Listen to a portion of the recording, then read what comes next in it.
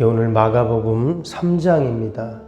오늘 3장에는 크게 5가지 내용이 나오는데요. 앞에는 안식일 날 예수님이 손 마른 자를 고쳐주시는 그런 치유 사건이 나오죠. 그 다음에 이제 많은 무리들이 예수님께 나와 논쟁하는 또 그런 내용이 나옵니다. 또 12제자를 부르시는 또 그런 장면이 나오고, 또 예수님에 대해서 바알세불이 또 예수님에게 능력을 줘서 그렇다, 귀신의 왕이다, 또 이런 얘기도 막 하죠. 근데 마지막에 예수님의 가족 형제들에 대한 또 내용이 나왔습니다. 지난번에도 말씀드렸지만 이 마가복음의 핵심 키워드, 핵심 주제는 섬김이라고 했습니다. 그래서 섬김의 종으로 오신 예수님, 이것을 계속 강조한다고 했죠. 그것을 염두에 두고 이렇게 읽으시면 마가복음이 더 잘 이해가 됩니다. 오늘 특별히 앞부분에 나오는 안식일 날 예수님이 손 마른 자를 고치신 내용을 함께 살펴보겠습니다. 이것 또한 단순한 치유 사건이 아니라 섬김이라는 코드가 그 안에 또 담겨 있어요. 오늘 1절을 보면 이렇게 시작이 됩니다. 예수께서 다시 회당에 들어가시니 한쪽 손 마른 사람이 거기 있는지라. 지금 예수님이 이제 회당에 들어가셨다고 했는데, 당시 회당은 성전이 있었죠. 성전이 있고 또 이 회당이라는 것이 또 있었습니다. 근데 이 회당은 당시 여러 집회 장소이기도 하고 교육의 장소이기도 하고 또 후에는 예배를 드리는 장소가 되죠. 성전이 있는데 성전에 가서 제사를 드리잖아요. 그런데 이 회당에서 또 이제 예배를 드린다는 거예요. 그래서 우리는 이 회당이 나중에 이제 교회의 모형이 됐다, 이제 이렇게 이야기를 하죠. 우리가 아는 것처럼 이 회당의 역사는 이스라엘 백성들이 바벨론 포로 갔을 때 이제 성전이 거기는 없잖아요. 그래서 그들이 회당을 만들어서 거기서 성전 예배를 대체하는 이제 그런 일들이 있었죠. 그러면서 시간이 지나서 이제 이 회당은 유대인 공동체, 그러니까 유대인들이 있는 곳은 어디나 이 회당을 짓는 그런 일들이 생깁니다. 그래서 AD 70년에 이제 예루살렘이 로마에 의해서 완전히 다 이제 초토화되는데, 그때 당시에 있었던 예루살렘의 회당이 394개였다고 합니다. 그러니까 회당이 얼마나 많았는지를 우리가 알 수 있죠. 쉽게 얘기하면 우리로 치면 마을 회관하고 똑같습니다. 이 동네마다 마을 회관이 있고 그렇잖아요. 그처럼 이 회당이라는 것을 이렇게 만들어 놔서 사람들이 모이고 또 거기서 교육도 하고 또 거기서 또 성경도 읽고 이런 일들을 한 게 이제 회당인데, 지금 예수님 당시에 이 회당이 상당히 많았다는 거예요. 그래서 지금 예수님이 이제 회당에 가셨습니다. 회당에 가면 당연히 사람들이 많이 있었겠죠. 근데 이 회당에 가니까 거기에 또 어떤 사람이 있었는가? 오늘 1절 말씀처럼 손 마른 사람이 있었어요. 한쪽 손이 말랐다는 것은 뇌경색으로 마비가 될 수도 있고 신경이 끊어질 수도 있고 이런 여러 가지 일들이 있었겠죠. 근데 중요한 것은 이 사람이, 여러분, 한쪽 손이 마비돼서 움직일 수 없으니 얼마나 불편하겠어요. 우리가 한쪽 손이 없다고 생각해 보세요. 한 손으로 다 해야 되잖아요. 너무나 불편한 거죠. 그런 사람이 지금 회당에 왔습니다. 그런데 회당에 온 이유는 사람을 만나기 위해, 말씀드린 것처럼 기도하기 위해, 또 예배드리기 위해 여러 가지 이유가 있어요. 그런데 그가 지금 이 회당에 온 이유 가운데 오늘 회당에 예수님이 그 회당을 지금 가셨다, 이렇게 나오고 있어요. 여러분, 우리가 때로는 주님 앞에 이렇게 나오지만, 여러분, 주님이 나를 찾아오신다 하는 거예요. 내가 오늘 성전에 왔고 내가 예배 자리에 왔고 내가 하나님을 만나러 왔지만, 여러분, 내가 와도 하나님이 나를 만나 주시지 않으면 만날 수 없잖아요. 근데 오늘 말씀해 보니까 예수님이 지금 그 회당에 들어가셔서 그 손 마른 사람을 거기서 만나게 됐다 하는 겁니다. 결국 어떻게 됐습니까? 5절에 보니까 그 손 마른 자에게 손을 내밀라. 그 내밀매 손이 회복됐다 이랬습니다.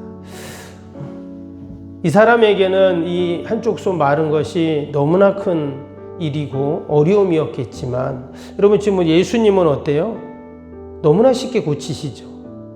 그래서 우리가 인생에 아무리 큰 어려움이 있고 마치 다 말라버린 것 같아도 우리가 주님 앞에 여러분 내 마른 손을 내밀 때 예수님께서는 너무나 쉽게 또 반드시 고쳐주시는 줄로 믿습니다.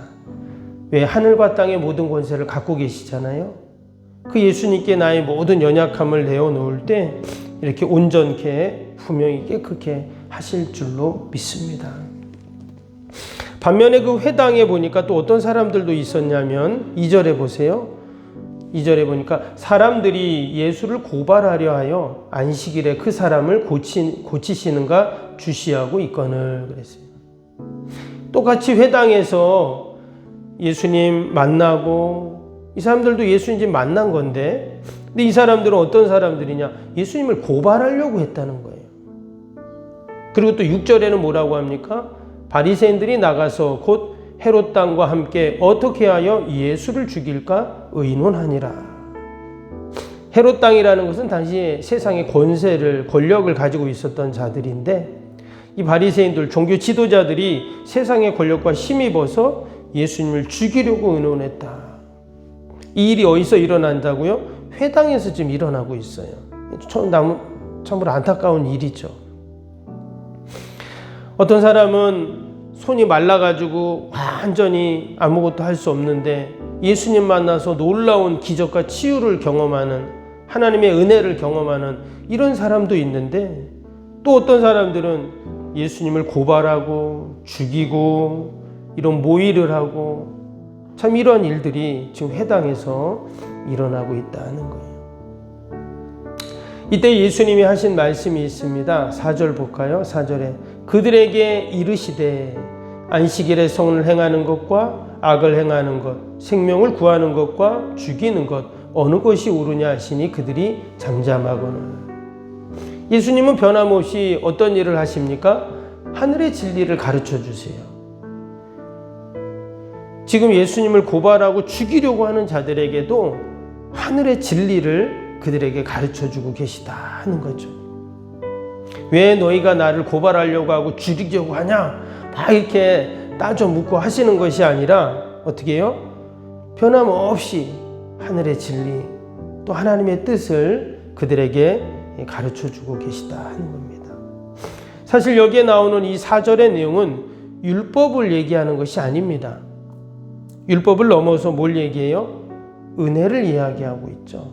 그래서 예수님은 이 땅에 오실 때 예수님은 율법을 완성하기 위해 오셨다 그랬습니다. 그래서 여러분 예수님은 율법의 완성자이죠.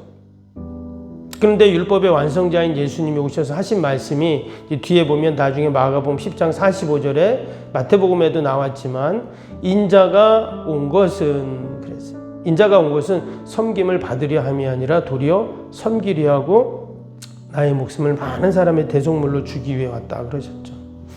그래서 지금 예수님께서 이 말씀을 하신 이유는 뭐냐면 결국 이 안에는 섬김의 코드가 담겨 있어요. 지금 안식일인데 나도 안식일인 걸 안다. 그런데 선을 행해야 되지 않겠냐. 안식일이라고 아무 일도 하지 말라고 선도 행하지 않으면 그것은 진정 율법의 진정한 의미가 아니라는 거죠. 생명을 구하는 것도 마찬가지입니다. 안식일이니까 아무것도 하지 마. 이거 율법이 맞죠. 그런데 그날 죽어가는 자가 있다면 살려야지. 이게 바로 율법의 진정한 의미이고 또한 은혜다라는 것을 지금 말씀해 주고 있는 것입니다. 그런데도 여전히 그들은 어떻게 한다고요? 예수님을 죽이려고 모의하고 있다는 거예요. 오늘 특별히 5절 다시 한번 볼까요? 그들의 마음이 완악함을 탄식하사 노하심으로 그들을 둘러보시고 그 사람에게 이르시되 내 손을 내밀라 하시니 내밀매 그 손이 회복되었더라. 지금 종교 지도자들이 마음이 아주 완악했다고 했잖아요. 그런데 반대로 이 손 마른 사람은 예수님께서 어떻게 해요? 이 손을 내밀어 봐라 이랬더니 그 사람이 그 예수님의 말씀에 순종해서 손을 이렇게 내밉니다. 여러분, 이것이 바로 다른 말로 하면 은혜를 구하는 모습이죠. 한쪽에서는 정말 완악해서 손을 내밀기는커녕 주님을 죽이려는 모의를 하는데, 또 다른 한편에서는 어떻게 해요? 하나님의 은혜를 구하는 거예요. 하나님, 예수님, 저는 하나님의 은혜가 필요합니다. 내 은혜가 필요하니? 내 은혜가 필요합니다. 그랬을 때 이런 은혜를 베풀어 주시죠. 그럼 오늘도 우리가 새벽에 기도할 때 우리의 연약함, 우리의 마른 손을 주님께 탁 내어놓으면서, 주님, 저는 주님의 은혜가 필요합니다. 이런 기도할 때 우리 주님께서 깨끗하게 고치시고 회복시켜 주시는 그런 은혜가 있을 줄로 믿습니다. 지금 이 바리새인과 헤롯 당들이 이제 예수님을 죽이려고 모의를 한다고 했잖아요. 예수님이 이제 어떻게 하셔야 될까요? 오늘 7절에 보니까, 7절 볼까요? 예수께서 제자들과 함께 바다로 물러가시니 갈릴리에서 큰 무리가 따르며. 이제 회당에서 나오셔서 어디로 가시냐? 갈릴리 쪽으로 가십니다. 우리가 이 말씀을 보면서 지금 이 정치 권력자들, 또 바리새인들, 그들이 지금 예수님을 죽이려고 할 때 예수님이 어떻게 하시냐면, 세상 말로 하면 도망가는 거죠. 그런데 이것은 뭐 도망간다는 표현보다는 어떻게 해요? 예수님께서 지혜롭게 그 자리를 피하시는 모습을 볼 수가 있어요. 아니, 내가 지금 선한 일을 하고 율법의 진정한 의미를 가르쳐주고 하는데 나를 죽이려고 해? 나를 고발해? 이렇게 하면서 예수님 만약에 여기서 같이 싸우셨으면 어떻게 될까요? 그랬다가는 예수님께서 이제 더 이상, 이제 지금 마가복음 3장인데, 뒤에 이제 예수님께서 해야 할 너무나 중요한 사명들을 감당할 수가 없죠. 그래서 지금 예수님은 그들이 정치 권력자들, 그들이 무서워서 이렇게 물러가신 것이 아니라 더 큰 하나님의 뜻, 사명을 위해서 지혜롭게 물러나셨다 하는 겁니다. 우리에게도 이런 지혜가, 예수님 같은 지혜가 필요하죠. 세상 사람들은 우리를 죽이려고 달려들어도 어떻게 해요? 우리는 하늘의 지혜를 얻어서 함께 그들과 싸우는 것이 아니라 때로는 예수님처럼 더 큰 하나님의 뜻, 사명을 감당하기 위해서 물러나는, 여러분, 이런 지혜가 우리에게 필요할 줄로 믿습니다. 그리고 예수님께서 이후로 보면 제자들을 부르시는, 또 예수님께서 놀라운 하늘의 진리들을 가르쳐 주시는 그런 일들이 쭉 이제 나오게 됩니다. 오늘 하루도 하나님이 주시는 우리가 지혜로 여러분 살 수 있기를 바랍니다. 더 나아가서 예수님이 늘 섬김의 모습으로 이 땅에서 사셨던 것처럼 저와 여러분이, 또 우리 교회가 이 세상을, 이웃을 늘 품고 섬겨서 하나님께 영광을 돌리는 우리 모두가 되시기를 주님의 이름으로 축복합니다. 오늘도 우리 말씀 생각하면서 함께 주일 기도 함께 하도록 하겠습니다. 주일 기도입니다.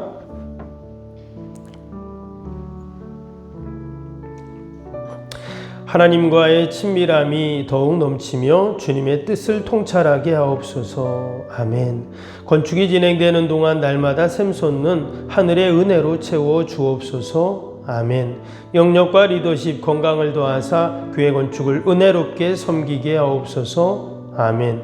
신령한 생명의 양식을 공급함으로 성도들의 영혼이 부흥하게 하옵소서. 아멘. 건축을 위하여 맡겨진 소임을 더욱 충성스럽게 감당하게 하옵소서. 아멘. 영적으로 충만하여 하나님의 은혜가 날마다 샘솟듯 넘쳐나게 하옵소서. 아멘. 앞장서 섬기시는 장로님들의 가정, 자녀, 사업에 복을 더하여 주옵소서. 아멘. 모든 충직자들이 마음을 모으고 정성을 모아 성전을 짓게 하옵소서. 아멘. 건축위원장과 건축위원들에게 지혜와 지식의 영으로 충만케 하옵소서. 아멘. 하나님의 마음을 알고 하나님의 영광에 합당한 성전으로 세우게 하옵소서. 아멘. 모든 성도들이 건축위원이라는 주인의식을 가지고 기도에 힘쓰게 하옵소서. 아멘. 구역원들이 말씀의 꼴을 풍성히 먹도록 먼저 은혜를 경험하게 하옵소서. 아멘. 교회의 영광을 위해 맡겨진 사명을 기도함으로 감당하게 하옵소서. 아멘. 평신도 지도자들이 굳은 일이나 힘든 일에 앞장서 섬기게 하옵소서. 아멘. 한마음으로 주님의 비전을 보게 하시고 믿음으로 승리케 하옵소서. 아멘. 예수님의 이름으로 기도합니다. 아멘. 사랑과 은혜가 충만하신 하나님 아버지, 예수님께서 이 땅에 오신 이유가 섬기기 위해 오셨다고 하셨습니다. 오늘도 하나님, 우리가 하늘의 지혜를 구하고 주님 주신 지혜로 늘 섬김의 자리에 있게 하여 주옵소서. 아버지, 오늘 대강절입니다. 이제 대강절이 시작이 되었는데 주님이 이 땅에 오신 이유를 늘 잊지 않게 하여 주시고, 내가 저 안에 있어서 내가 작은 예수가 되고 그리스도의 향기를 바라고 예수의 편지가 되어서 늘 하나님의 영광을 드러내게 하여 주옵소서. 하나님, 오늘도 거룩한 날 주의 전을 찾는 모든 발걸음들을 복되게 하시고 예배마다 모임마다 은혜와 기쁨이 충만케 하여 주옵소서. 오늘도 멀리 출타 있는 우리 성도들 자녀들이 있습니다. 어디에 있든지 하나님 동일한 은혜와 복으로 함께하여 주옵소서. 연약한 육신을 만지시고 또 병사 있는 우리 환우들과 우리 연로하신 어르신들 늘 강건케 하셔서 주의 전 출입하는데 어려움이 없게 하여 주옵소서. 하나님, 이제 2025년도 남은 한 달 우리가 어떻게 살아야 합니까? 약속의 말씀 붙잡고 더 믿음으로 견고하게 하시고 믿음의 허리를 동이게 하여 주시고 우리에게 맡겨진 귀한 사명과 귀한 직분을 충성되이 감당함으로 하나님께 칭찬받는 저희들이 다 되게 하여 주옵소서. 기도에는 이런 종류가 날 수 없다 하셨사오니 오늘도 믿음으로 기도합니다. 하나님 다 들으시고 선하게 인도하여 주옵소서. 감사하며 예수님의 이름으로 기도하옵나이다. 아멘. 하늘에 계신 우리 아버지, 아버지의 이름을 거룩하게 하시며 아버지의 나라가 오게 하시며 아버지의 뜻이 하늘에서와 같이 땅에서도 이루어지게 하소서. 오늘 우리에게 일용할 양식을 주시고 우리가 우리에게 잘못한 사람을 용서하여 준 것 같이 우리 죄를 용서하여 주시고 우리를 시험에 빠지지 않게 하시고 악에서 구하소서. 나라와 권능과 영광이 영원히 아버지의 것입니다. 아멘.